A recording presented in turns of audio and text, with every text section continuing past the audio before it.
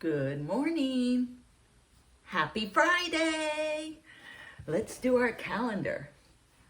1, 2, 3, 4, 5, 6, 7, 8, 9, 10, 11, 12, 13, 14, 15, 16, 17, 18, 19, 20, 21, 22. Today is Friday, May 22nd. And coming up on Monday is that holiday we talked about, Memorial Day. So you're going to have a 3-day weekend. You get off Saturday, Sunday, and Monday. And I won't see you again until Tuesday of next week. Okay? Well, are you ready to guess our last guessing box? Let's remember the clues again. Clue number 1. There are 15 of them. Clue number 2, it's a rectangle.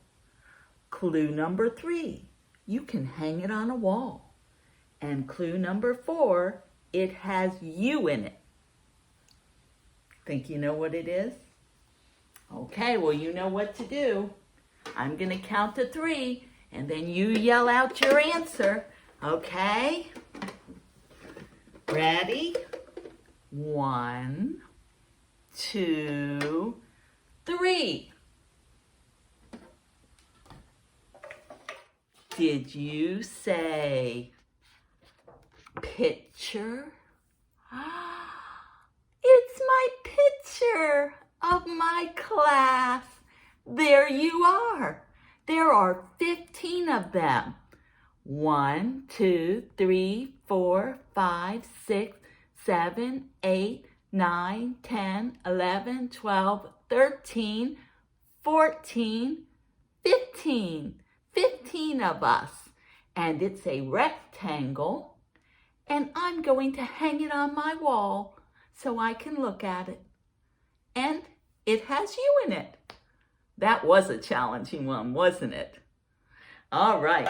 Well, today we are telling our very last missionary story. And it's about a little girl named Coco-san. She lived in a different country than we live in.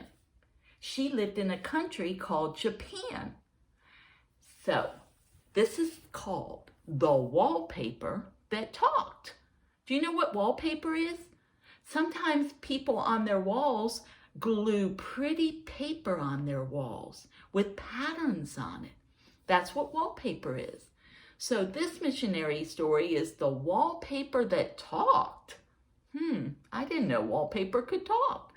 Well, let's start. Far away in Japan lived little Coco-san. She lived with her grandmother.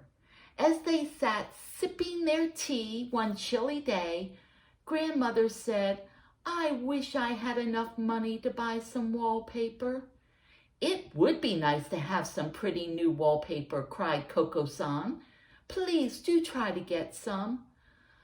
Oh, Grandmother sighed, "But we are so poor. We really do need the wallpaper since it would make the room warmer for the winter. But I'm afraid that I can get nothing with the little bit of money that I have."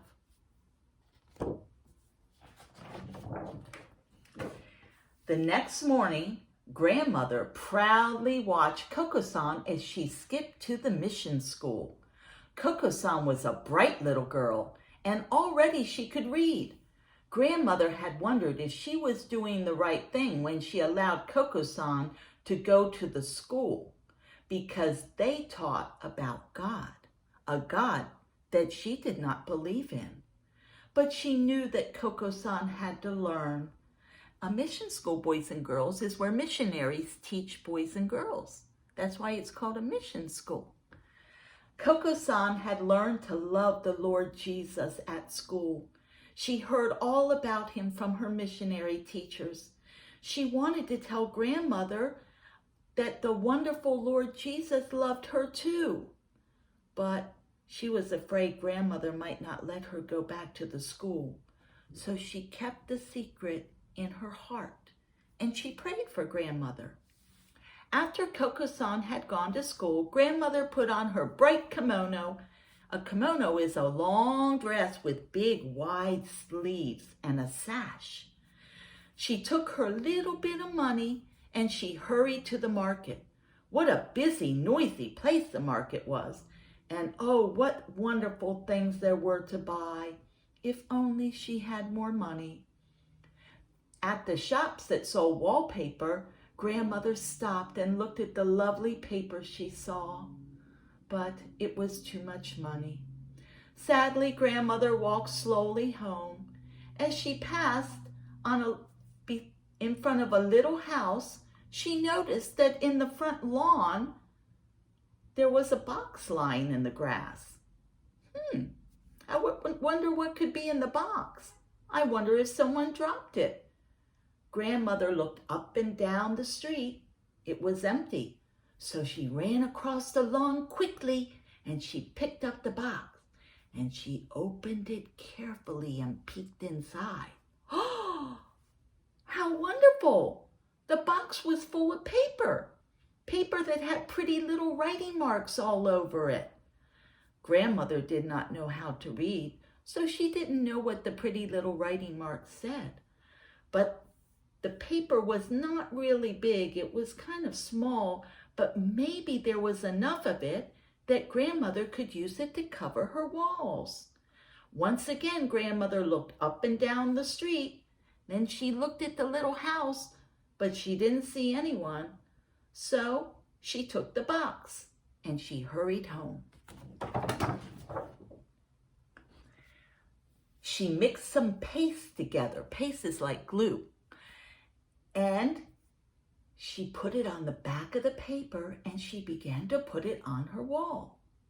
When Coco-san returned home from the mission school, Grandmother was happy. She had already got a lot of it glued to the wall.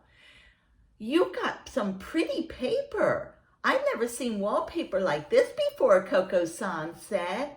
She moved closer to look at the paper and then she caught her breath. For a moment, she was frightened. But then she looked at Grandmother and realized that Grandmother did not know how to read and did not know what the paper said. Grandmother was putting up the pages of the Bible on her wall. After several days, the room was finished.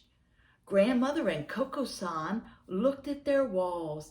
Don't they look nice? And to think it didn't cost me anything, Grandmother said. And Coco-san was thinking, now I can read the Bible whenever I want because it's on my wall, the pages. After that, they sat sipping their tea together. Coco-san would sit close to the wall so she could read the words. Often she wished that she could tell Grandmother her secret, that the pages were from the Bible that Grandmother put on her wall, but she was afraid to. Sometimes it is a little bit scary to tell other people about Jesus, isn't it? Well, we'll see when we get back together next week if she does tell Grandma what the wallpaper says.